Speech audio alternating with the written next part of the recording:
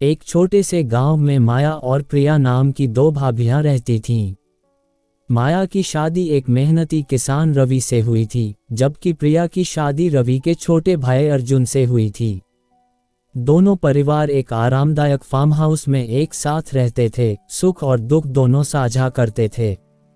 माया और प्रिया रात और दिन की तरह अलग अलग थीं। माया अपनी अतृप्त भूख और भोजन के प्रति प्रेम के लिए जानी जाती थी, जबकि प्रिया अपने खाने की आदतों में अधिक आरक्षित और अनुशासित थी। अपने मतभेदों के बावजूद उनके बीच गहरा रिश्ता था और वे एक दूसरे के साथ प्यार और सम्मान से पेश आते थे।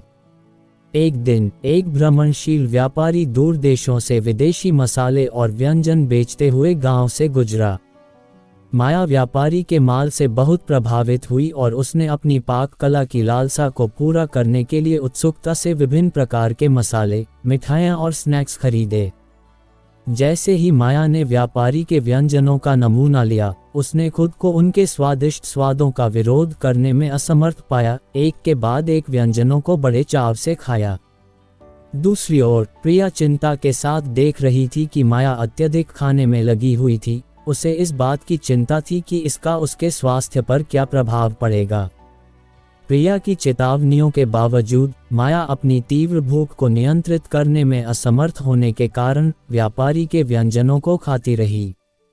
दिन ब दिन वह और अधिक खाने लगी, जब तक कि उसका पतला शरीर हर भोजन के साथ बढ़ने नहीं लगा। जैसे जैसे माया की कमर बढ़ती गई, वैसे वैसे घर में तनाव भी बढ़ता गया। माया की लोलुपता से प्रिया बहुत अधिक निराश हो गई, जबकि प्रिया द्वारा उसके खान पान की आदतों की लगातार आलोचना से माया आहत महसूस करने लगी। उनके एक बार सौहार्दपूर्ण रिश्ते में खटास आ गई, क्योंकि नाराजगी और कलह सतह के नीचे उबलने लगी। अब और तनाव सहन करने में असमर्थ रवि और अर्जुन ने हस्तक्षेप किया और माया और प्रिया से अपने मतभेदों को दूर करने और अपने संघर्ष को सुलझाने का रास्ता खोजने का आग्रह किया।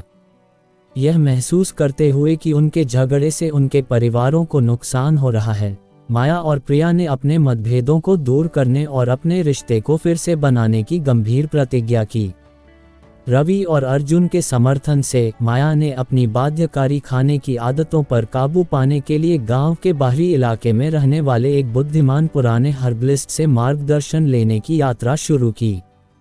हर्बल उपचार, सावधानीपूर्वक भोजन और आत्मा अनुशासन के संयोजन के माध्यम से माया ने धीरे धीरे अपनी भूख पर नियंत्रण हासिल कर लिया और संयमित तरीके से भोजन का स्वाद लेना सीख लिया। इस बीच प्रिया ने माया को अपना अटूट समर्थन और प्रोत्साहन दिया और बेहतर स्वास्थ्य की यात्रा शुरू करने में उसके साथ खड़ी रही। साथ में उन्होंने भाईचारे के उस बंधन को फिर से खोजा जो कभी उन्हें एकजुट करता था, उनके रिश्ते को मजबूत किया और एक अटूट बंधन बनाया जो आने वाले वर्षों तक कायम रहेगा।